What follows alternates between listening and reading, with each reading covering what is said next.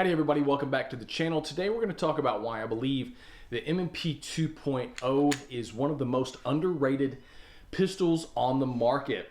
So this pistol right here, this goes into my rental box, and as I've talked about before, it's the #1 gun that I lend out to students. So this is #1.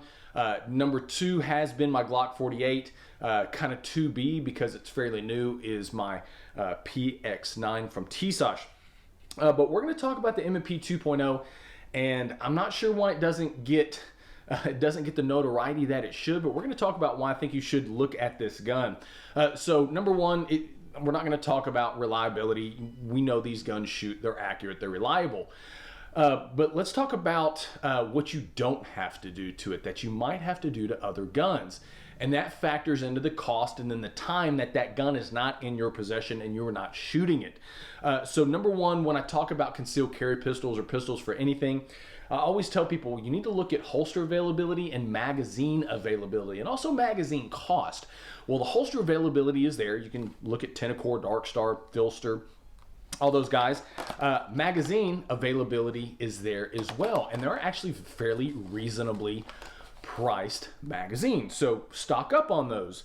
But let's talk about what I love about this gun and why I think it doesn't really get the notoriety and why you should look at it. So out of the box, one of the things that I love about it is the ergonomics, the frame, the stippling. A lot of people think that the stippling on this thing is a little bit too aggressive. I love it. I also like the fact that I don't have to send this out to get framework done to it, right? That's one of the first things people do when they get their Glock. They send it out, stipple job, undercuts, all that jazz. You don't have to do that to that pistol. So that's $250 savings right there. So the trigger that these guns are coming with now, Smith is putting a flat face in there. If you've got that hinge trigger, not a fan of it, but if you've got it, go and put yourself an Apex in there. Apex is my favorite aftermarket trigger. This trigger is amazing. Clean break, easy take up. You won't be sorry. So frame's great. The new triggers that they're putting in there are great. The iron sight version, I mean, it comes with metal sights, not like some others where they put in just plastic placeholders. But if you get the optics ready version, this is another thing to consider. So if you're a red dot shooter, they have an optics ready version that already comes with suppressor height sights. But their system, it's kind of like a universal system, very similar to shadow systems, but it comes with like different adapters or spacers or polymer plates for whatever red dot you're shooting. Those plates come in the box. And so if you're shooting an RMR, it has the screws in there for it, the polymer adapters, the spacers. And so you don't have to wait to send your gun out for 125, 150 bucks to go get a cut milled into the slide. You don't have to wait for your adapter plate to come in. It's ready to go. So when you factor in all those things, the cost of getting your frame done, the cost of the trigger, and then the optics cut, guys, you can get this gun and buy a box of ammo and still be under what you might send and go get one of your Glock Perfection guns for. And I shoot Glock. I love them. I think they're great.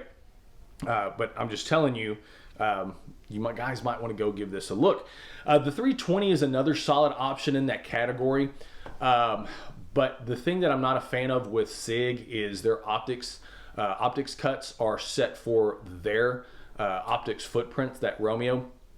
And I like to shoot RMR type red dots, SROs, RMRs, your hollow suns. That's the footprint that I like. But yeah, so red dot compatibility, whatever you want to shoot, it has it in there. So guys, when you factor in everything that comes or that you don't have to do to this gun, right? You can shoot it out of the box and then the cost savings are there. The PDP is very similar, but I just can't get my head wrapped around the PDP. I'm not sure what it is. I tried to shoot it within the last, I tried to take a one-day class with it with Green Ops recently, and I could not get my head wrapped around that pistol. I don't know why, but yeah, go check out the M&P 2.0. I think it's a dark horse. A lot of the stores that I go into, this pistol gets overlooked. And when I work store events or work behind a counter, Concealed carry wise, I like the 365 XL Glock 48, but if they want something like this, I really, and red dot shooters, I really try to push them to this just because it's got a great value. It's a great gun at a great value. And you don't have to touch anything out of the box, especially if it comes with that flat face trigger. So give the M&P 2.0 a good look if you're looking for another handgun, because the reliability's there. Out of the box, you can be ready to go. You don't have to send it in to do anything. Holster availability, magazine availability. So it's just a no-brainer. But guys, thank you so much for watching. Let me know your thoughts. What do you think? What's your favorite carry pistols? Be safe, be smart, be skilled. We'll catch you on the next one.